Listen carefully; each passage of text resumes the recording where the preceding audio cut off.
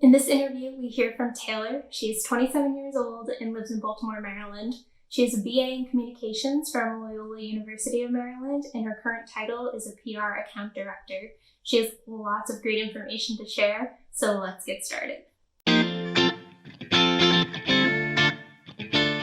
Hi, Taylor. Thank you for joining me today. I'm so excited to have you. Thanks for inviting me. Yeah, so you are here to discuss with me your career in the world of public relations, or PR as it's commonly shortened to. Can you tell me a little bit about your current role? Absolutely. So currently I am an account director at Launch Tech Communications. It's a very small PR firm located in Baltimore, Maryland, and we specialize in the technology and cybersecurity sector. So all of our clients that we take on sell some sort of cybersecurity software or services or kind of play in that realm. We also have a few other technology companies that we work with also. Pretty cool. I will just note that I also work at Launch Tech Communications. Coworkers. but we'll be asking Taylor questions that I personally know the answers to. Yeah, Bridget, you're on the marketing side. I feel like, this is a great conversation for, the PR stuff. Well, we'll get into that later, how PR and marketing are kind of cousins, but maybe sisters. We'll decide. I like sisters, yeah. I like sisters better too, as well. Advertising is the cousin. We're going to have advertising on this channel later on. Don't worry. We will have all of the family. I don't even know where to go next from there. I think before we dive into the industry that you work in, maybe tell us a little bit about what your job entails on a daily basis. Yeah, definitely. I would say the coolest thing about working in PR is that no 2 days are alike. I think day in and day out, you have to kind of expect the unexpected. So every day I know that I have, items 1 through 5 I have to get done, but layered on top of that, come, any hour of the day, I might have a reporter reaching out to get in touch with a client to have a media interview or share comments over email. We might have a client let us know, hey, we have some exciting news that we're getting ready to put out in short order. We need this turned around a little bit more quickly than normal. So I guess day to day, in PR, a lot of our focus is on the media relations. It's on analyst relations. So working with big analyst firms to make sure that the understanding of our clients is out there when those analysts are talking to clients. And also, really just doing a lot of writing and communication in many forms for our clients to help them get their message in a concise manner. Awesome. So would you say that writing is one of the top skills that someone who wants to go into the field of PR needs? Maybe you can touch on some other skills or personality types that do well in the field. Yeah, and it's so interesting. I believe truly that the communication field, I studied PR in college. That's kind of where my major took me, and that's what I ended up studying and what I wanted to focus on. But I can honestly say, having worked in the field for over 5 years now, you don't have to necessarily have a traditional PR or communication background to get into this field. I think there are certainly what they call, soft skills that people really have to have in order to succeed in communication. And obviously the top of the list would be good communication skills. But that can be, any number of things. For me, I think it comes down to being able to adapt to multiple communication styles, because we work with clients who might say, in order to get my attention on something, you have to text me. And other clients, we're kind of tuned into their Slack channel, and that's the way we reach them. Other clients are strictly kind of email, traditional, back and forth. Some folks, I pick up the phone and call if I need, their eyes on something and they haven't gotten back to me yet, because we work with folks who are really busy and PR is integrated into what their teams are doing. But sometimes, we might fall to the bottom of the list for the day, and there are certain things that it's our job to really push them on. So I think having the ability to adapt to communicate and meet clients where they are and be able to serve them and communicate with them how they best communicate is really critical. The writing skills are also really critical, because of course, in today's day and age, people are consuming content in so many different ways. So we have to be able to write long form content like articles and bylines. We have to be able to do blogs that are maybe a bit more marketing focused, and we can maybe talk about that crossover a little bit later, but being able to kind of take on the voice and the persona of the different people you might be ghostwriting for, which we do sometimes. And then of course the short form communication like social media and even texts and emails that we're sending clients, having to be able to kind of write those in the appropriate way. You just gave so much information and such great background. I think what I want to pull out of there, so for someone who maybe is in high school or is in college trying to figure out what they want to study, and they're listening to this and they're saying, wow, it sounds like you talk to a lot of really high level people on a regular basis. Is that something that as a newbie entry level back in the day, you were comfortable with right off the bat, or did it develop over time, your comfort level? It was not a thing I was comfortable with right off the bat. I really was lucky in finding a firm to work at that was a little bit smaller. So I think in my career trajectory, I maybe was introduced to some of that, direct communication with the client and higher level clients a little bit earlier than maybe some of my peers that went through, the PR communication program with me, depending on where they landed. So I absolutely think that, it's all about communicating with your internal team, and maybe there's training involved. So maybe you're drafting emails and saying to your supervisor or your manager, hey, this is what I think we should send back to the client. Does this work for you? Do you have edits to what we might be saying? So there's definitely, I think, a training wheel phase, and being able to build that confidence in reaching out directly to the CEO of a company, or the chief marketing officer, or whoever your point of contact is for that client. I think that's really important, building that confidence and recognizing that in most cases the client is hiring a PR agency to help them and tell them and make them recommendations. And so the client oftentimes is really truly looking for you to come in and say, this is what we recommend. This is why we think we should take it this way. So again, just having that confidence that, these folks have hired your team and your team is trying to bring that value back to the client at the end of the day. And it's always important to remember, I feel, that the people on the other end of that text, call, email are people too, just trying to get through their day. Exactly. And I feel like that makes you feel better if you have a typo or something in an email. So I want to go back a little bit to earlier, you mentioned analyst relations. Is that something that's typical across the PR world in general? Is that specific to cybersecurity? That's a good question. So I think that analyst relations, there are firms out there who probably strictly do this for companies, what we call analyst relations.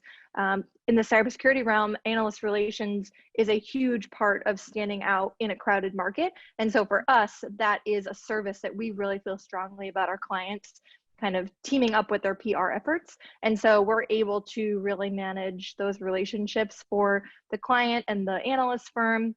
There's a lot that goes into that, keeping tabs of, the 40 plus analysts in your space that are covering your space. They need to know every time you put out a product update, or every time, you get funding. There are all these analyst firms that are writing reports about the full picture of your market, and you don't want to be excluded from that. So it's our job to keep those analysts up to date on, what our clients are doing, and also really just make sure that our clients are communicating to the analysts in an effective way. So we're able to offer insights into, multiple analysts. And that's kind of, I think, one of the benefits of, engaging a PR firm is that we have a lot of clients. And so we're talking constantly to a lot of different media and a lot of different analysts. And if we bring a client on and say, oh, we already have a relationship with this analyst, it's a really great match.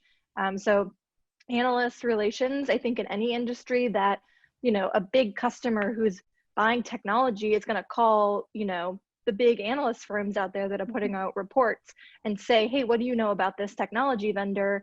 Would they be worth my time? And so for the analyst to have an answer to that question, A, know who you are, and B, have it be something positive and be able to point that, potential customer in your direction is huge. Yeah, so you're talking about third-party validation essentially, and I think this is kind of where crossover happens a tiny bit with marketing. So you're having these analyst firms, let's say Gartner, say like, this technology is fantastic, or this one, these are the pros, these are the cons. I think the overlap comes in the form of like Google reviews and social media comments and stuff in the realm of marketing. But even that's a tricky topic, because social media kind of falls to both marketing and PR. Do you have a perspective of how that loops into the PR side?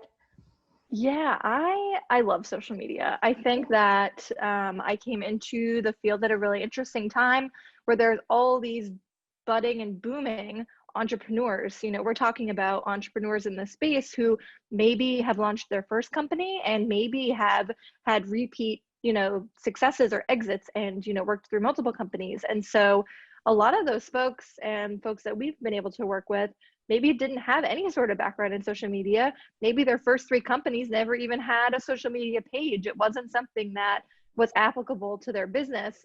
But in today's, age, even, the most obscure technology company is going to want a presence online. And I think just like you're saying, it's a balance because, the marketing is the very pointed, targeted, reaching your very specific audience with very specific messages, and PR carries that same weight.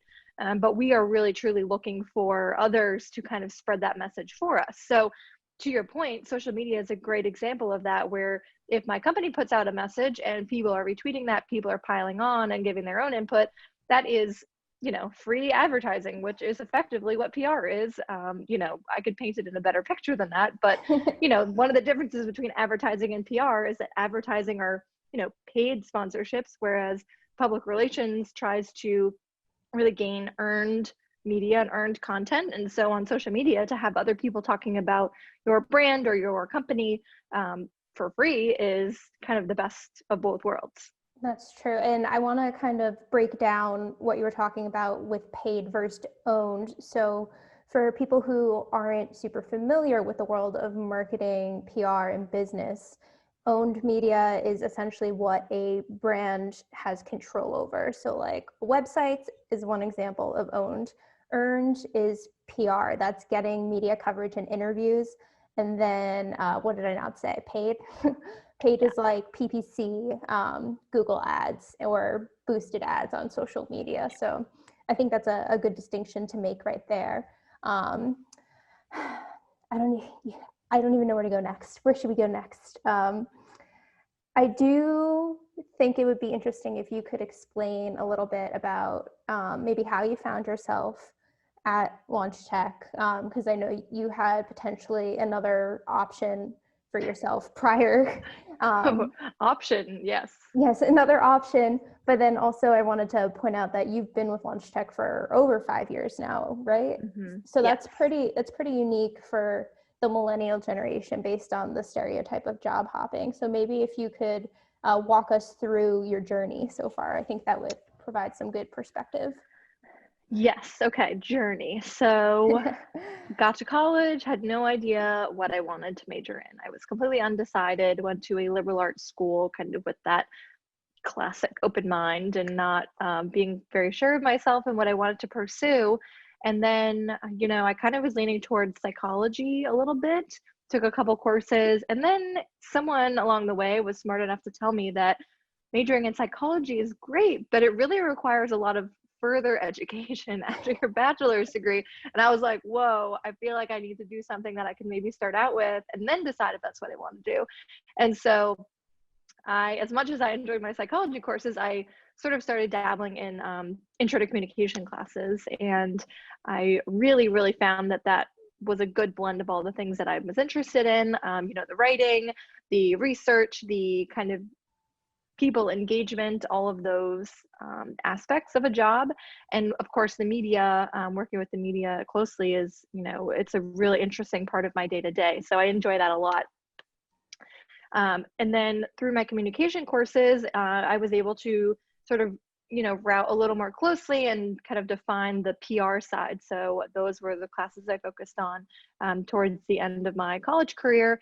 And eventually, when I was getting ready to graduate, the communication field is interesting. And this has been my experience. So others may find it different, but I would say, especially in the PR world, if a PR firm is looking to hire somebody, it's probably because they need them in the present or in the next, couple weeks. So compared to, a software engineering job or an accounting job, some of my peers in our senior year of college had jobs confirmed and lined up, at winter break before we finished our last semester.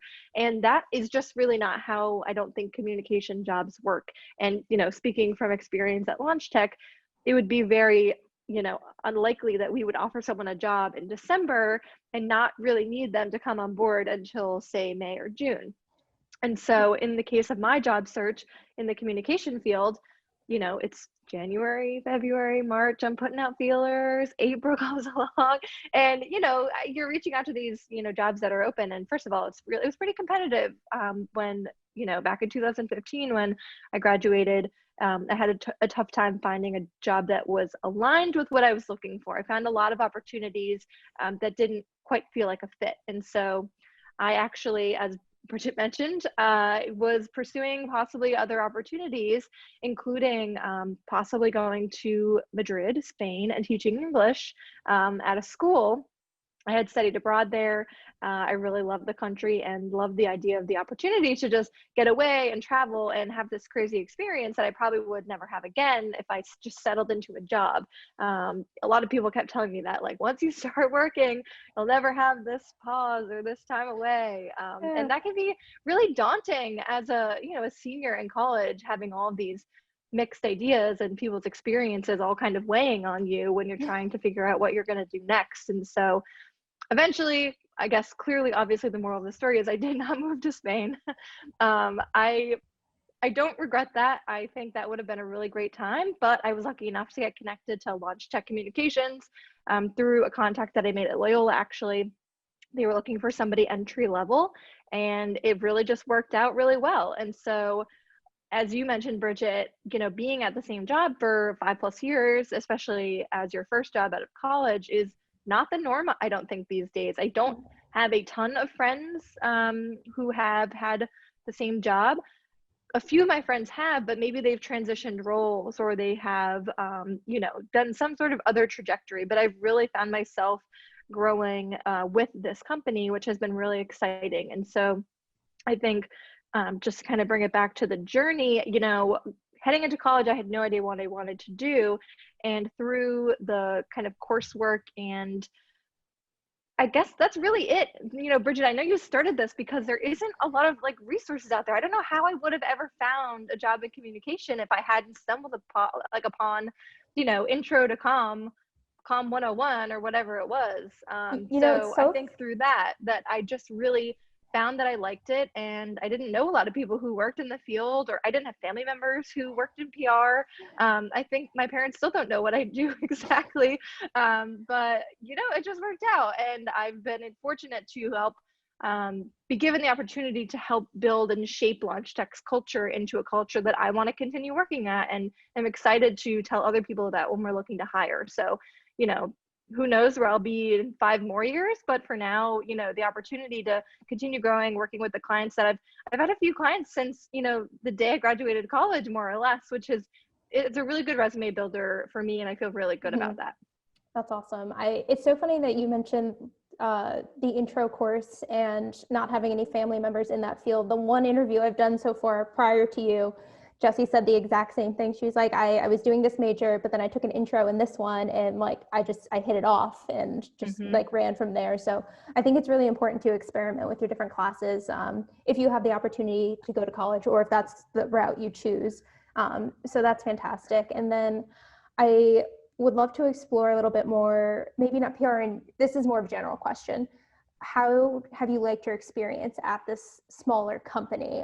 Because you have had the ability to grow from an account coordinator to an account manager to now an account director, and who knows what's next. So compared to your friends, how do you think your experiences compare?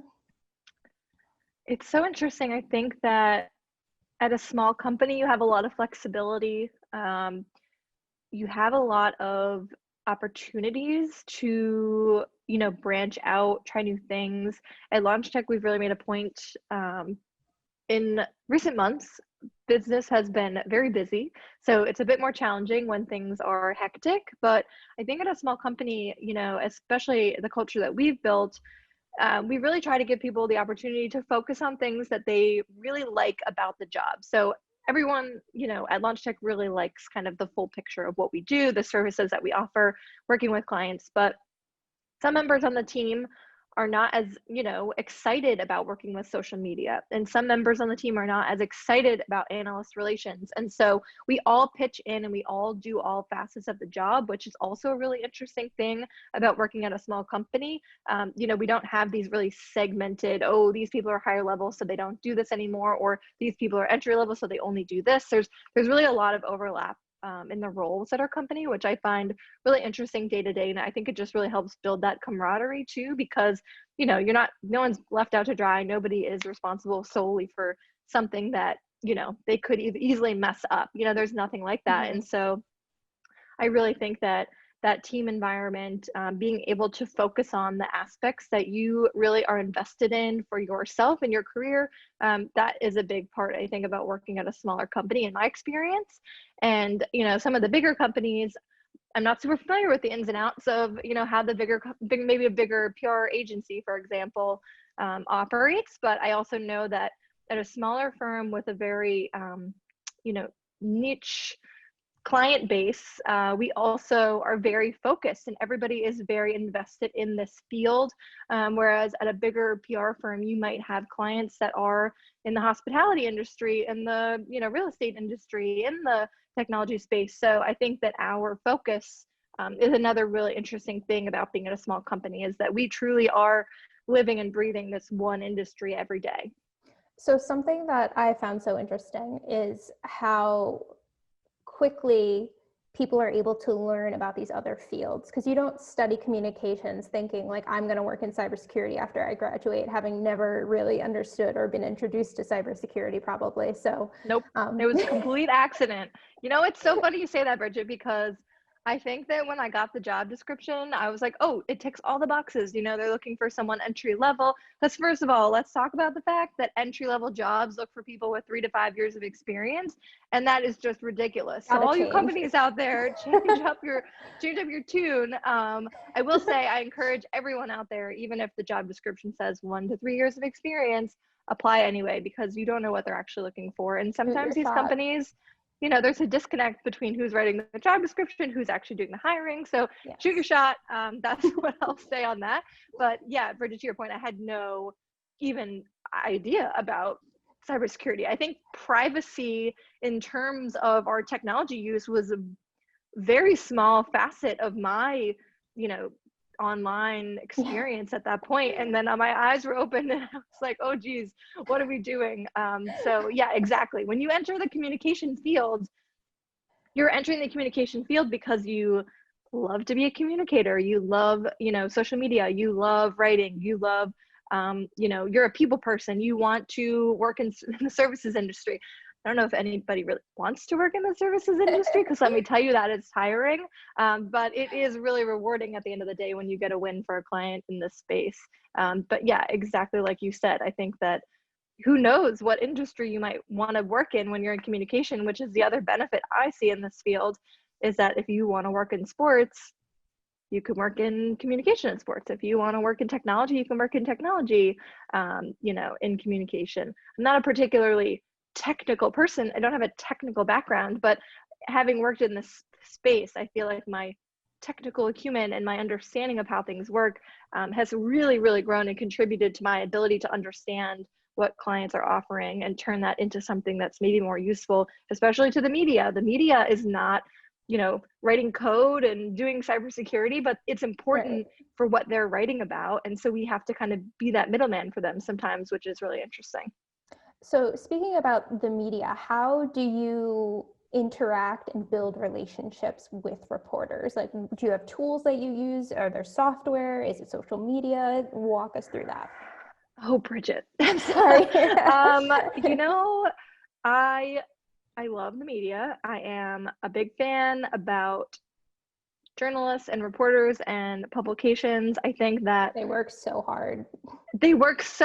I think their job is not easy. And I say this with the utmost respect, but reporters are all special snowflakes. And so what I mean by that is that one reporter might tell you, don't ever call me up on the phone how dare you? I don't want to hear from you on the phone. And then another reporter down the street might say, oh yeah, like, sure, if I haven't gotten back to you, like, by all means, give me a call. And so it's funny to me, I occasionally I will indulge, and there are some interesting Twitter threads where reporters maybe, you know, speak badly and poorly about some of the poor PR practices that have been applied to them in their career. And so it's interesting to see what every reporter's preferences are. So how do you build relationships with reporters? It's really doing your best to try to get to know every reporter's preferences. There are reporters who, if you send an email and you don't hear back and it's something important, it's something you think maybe they just missed and they didn't see it, I want to follow up one time. There are reporters who will get back to you and say, don't ever follow up with me on an email, ever, ever, ever. And so every time we write that reporter's name down, every time we write that reporter's name down, they have a big note next to them, like, don't ever follow up with this person. And we have other reporters that, you know, we know that they see every email and we don't even bother sending a follow-up just because that's how we understand how they work. And so building relationships with reporters is all about trying your best to understand how they work, understand their news cycles, understand their beat, which is, you know, what are kind of their lanes that they write about. I'm not going to send somebody something that I know they wouldn't be interested in based on what they cover normally. So it's a long game. It's a long game. It's all about kind of bringing something to them that would be helpful to them. So you have to kind of spin it. You know, I'm not necessarily trying to promote my clients. I'm not trying to pitch something for the sake of pitching it. Really trying to say to ourselves, this reporter covers this. What would be useful to them? How can I help them? And so I think that attitude in PR is so important. I've read some really scathing things about folks in the PR field that maybe are lax on their best practices, or I was going to say, can you share some faux pas to avoid? Oh my goodness. Certain things, you know, it's just a reporter might change beats completely. And so they haven't written about a topic for, I don't know, 12 months. And they'll say they were writing about, I don't know, fashion before. And now they're writing about election security. And so a year later, they're receiving, you know, fashion pitches, and they're like, come on, people, like, I haven't written about this in 12 months. My Twitter clearly says what I write about. Like, use your brain. So that is, you know, some of the lower level things I could share, but so definitely. And that's something that we think about too. We don't want to end up on the scathing end of a reporter's tweets. Every time I send an email, I'm like, okay, will this be screenshotted and ripped to shreds by the reporters of Twitter? I don't want that to happen. So we're very conscious of trying not to waste anybody's time, you know, trying to be respectful and, you know, really, truly trying to bring something helpful to the table. And if your reporter takes that the wrong way, that's out of our hands. And we really just do our best to try to stay in everybody's good graces and, you know, pitch our clients in the best light.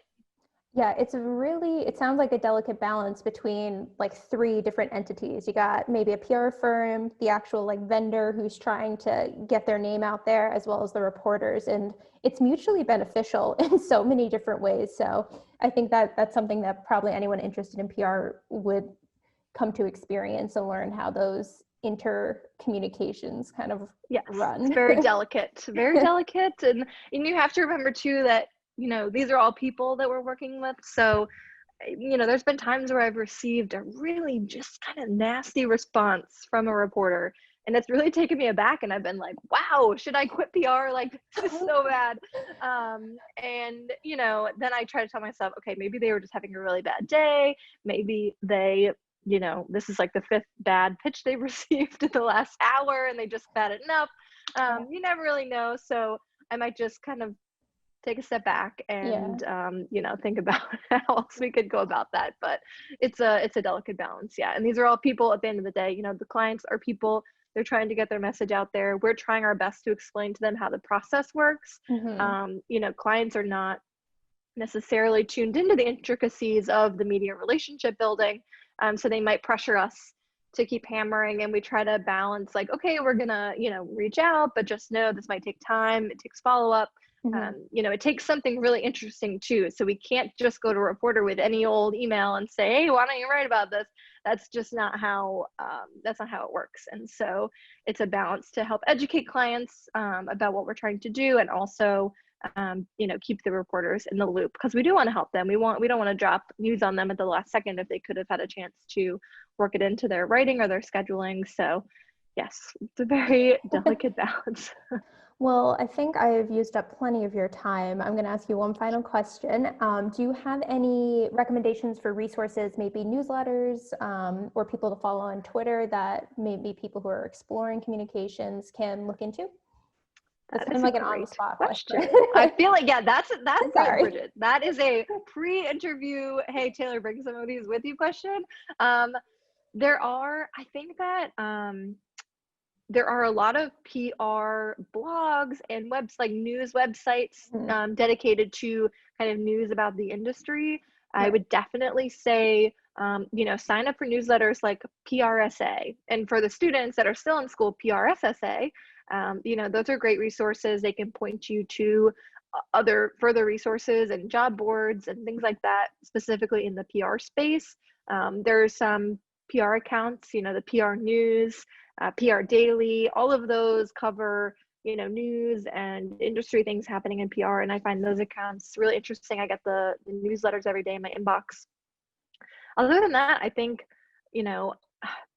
Bridget, I'm really glad that you're, starting this video podcast, because I don't think that there's a lot of information out there for college students or high school students looking for careers. Nobody's out there talking about, hey, this is what I do, maybe you should consider this as a job. I certainly didn't find any of that along my journey. So yeah, well, I mean, I don't want to talk too much because this is your interview, but I love listening to Guy Raz, How I Built This, on NPR. His podcast is so interesting, but he talks to people who have made it big. He talks to the Lyfts and the Ubers and the life is goods of the world. So right. I'm hoping that people get more out of relatable stories such as yours. Yeah, I think that, certainly, I remember aspiring to work at the Facebooks and the Googles and the Apples and all those companies, and that's great. And there's plenty of jobs at those companies, but, on a more average and kind of like you said, relatable scale, I think that there are a lot of really good companies out there. It's just a matter of knowing a sense of what you want in order to track those down. If I hadn't kind of been introduced to LaunchDeck through a connection, I would have probably never come across the company or known where to look for a job like this. So I think it's really kind of getting a sense of what you're looking for, and then, trying to kind of learn what people are doing, and whether that's trying to do an internship or shadowing somebody. I think that's really important. Awesome. Well, thank you so much for your time. Yes, thanks for having me. Yeah, this is great. I'll link Taylor's social media in the description below, and feel free to follow her, hit her up. I'm volunteering you to answer questions. Please follow me on Twitter. Boost my ego. Yes, there we go. All right. Thank you. Thanks, Bridget.